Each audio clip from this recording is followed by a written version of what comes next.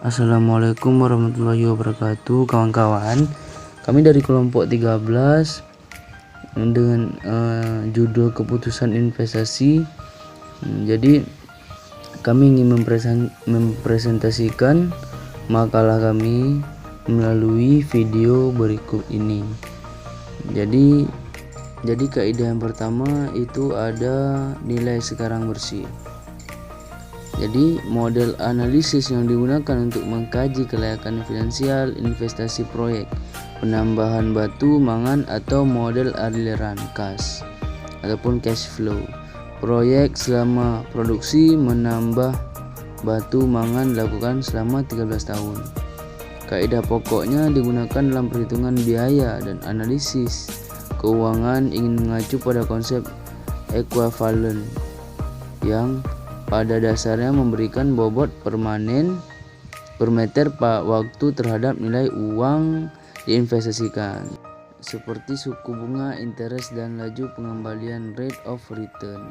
Pemahaman konsep ekuivalen diperlukan pemahaman sebelum lanjut melakukan penyusunan kriteria penilaian finansial. Dan masuk yang D, yaitu ada kaidah-kaidah lainnya. Kegiatan investasi keuangan syariah pada prinsipnya adalah harus terkait secara langsung dengan suatu aset atau kegiatan usaha spesifik dan menghasilkan manfaat, karena hanya atas manfaat terhadap dapat bagi hasil. Investasi merupakan bagian dari fikih, maka berlaku kaidah hukum asal dalam semua bentuk muamalah adalah boleh dilakukan kecuali ada dalil yang mengharamkan. Terus berikutnya ini adalah beberapa aspek yang harus dimiliki dalam berinvestasi menurut spesifikasi saham. Aspek material atau finansial. Yang kedua itu aspek kehalalan. Yang ketiga itu aspek sosial dan lingkungan. Dan yang terakhir itu aspek pengharapan kepada ridha Allah. Adapun kaidah syariah yang harus dipenuhi dalam instrumen pasar modal. Yang pertama itu kaidah syar'i untuk saham. Yang kedua kaidah syar'i untuk kontrak berjangka. Yang ketiga itu kaidah syariah untuk obligasi. Dan yang keempat itu kaidah syar'i untuk emiten. Dan yang kelima itu kaidah syariah untuk pasar perdana. Dan yang terakhir itu kaidah syariah untuk pasar sekunder.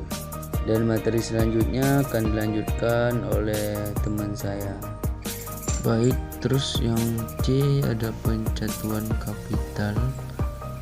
kapital rationing terjadi jika ada sebuah batasan pada jumlah dana yang dapat diinvestasikan. Manajemen memiliki berbagai alasan yang berbeda-beda mengenai capital rationing ini. Sebagai contoh, beberapa perusahaan tidak ingin mendanai semua investasi proyek dengan sumber dana eksternal, misal melakukan pinjaman, menerbitkan obligasi baru atau menjual saham baru.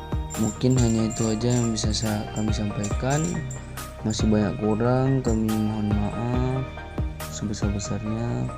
Terima kasih. Wassalamualaikum warahmatullahi wabarakatuh.